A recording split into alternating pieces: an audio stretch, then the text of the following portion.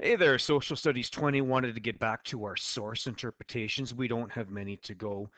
This week I thought we'd look at Rwanda and internationalism. It should be fresh in our minds. We watched the documentary just last week. There's an assignment due on it this week.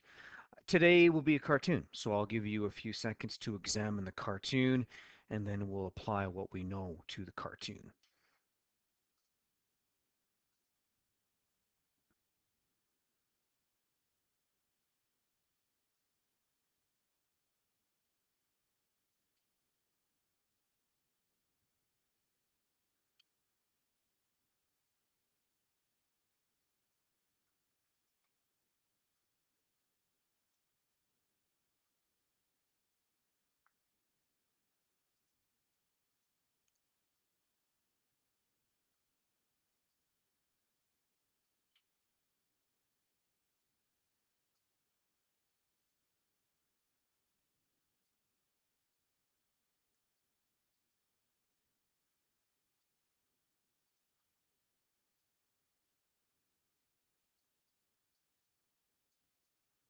Okay.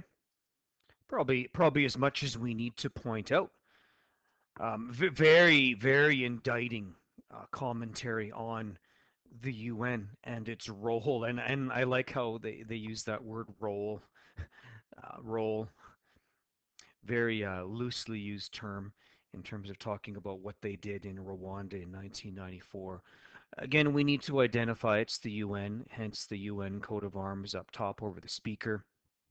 And the guy's basically saying, in memory of our role during the Rwandan genocide 20 years ago, we won't do anything. Very damning, very indicting. The point of the cartoon is the UN might as well have not done anything in Rwanda in 94 because in practicality they didn't do anything in Rwanda in 1994. They didn't do enough. They didn't do what they should have to stop that ethnic cleansing. And it's at this point in the source interpretation you talk a bit about what the UN actually did, what they didn't do, and the consequences of their action.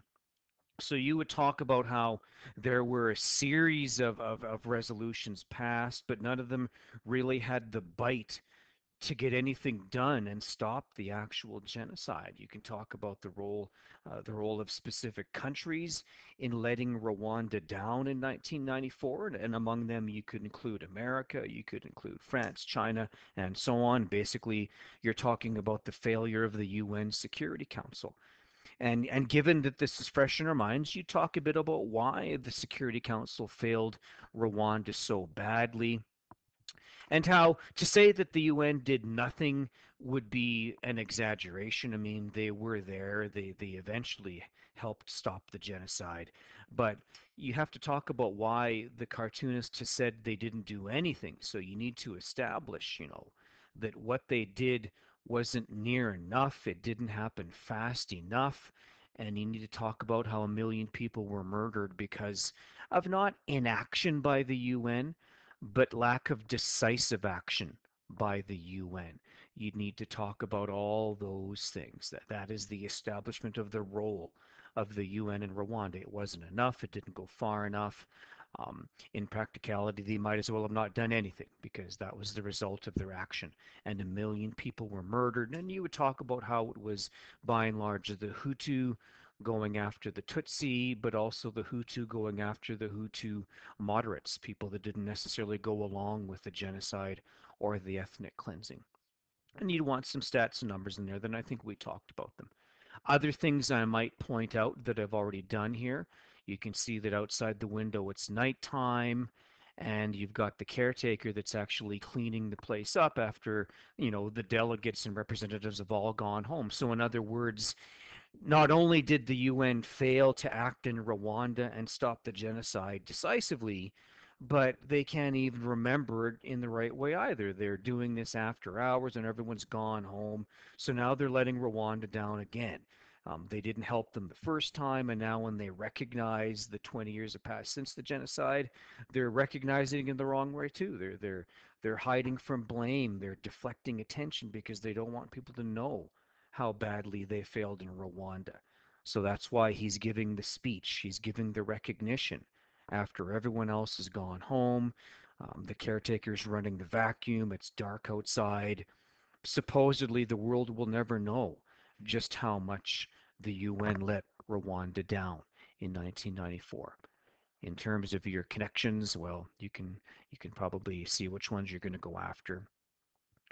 We're talking in this case about the failure of humanitarianism, the lack of an international response.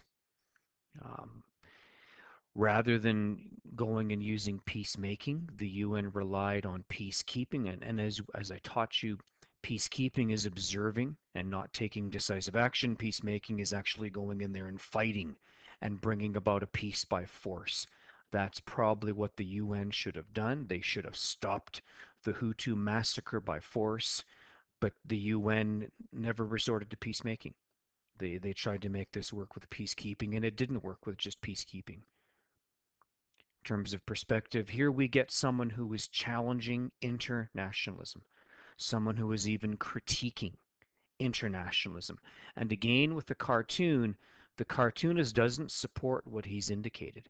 He's attacking, critiquing what he's indicated.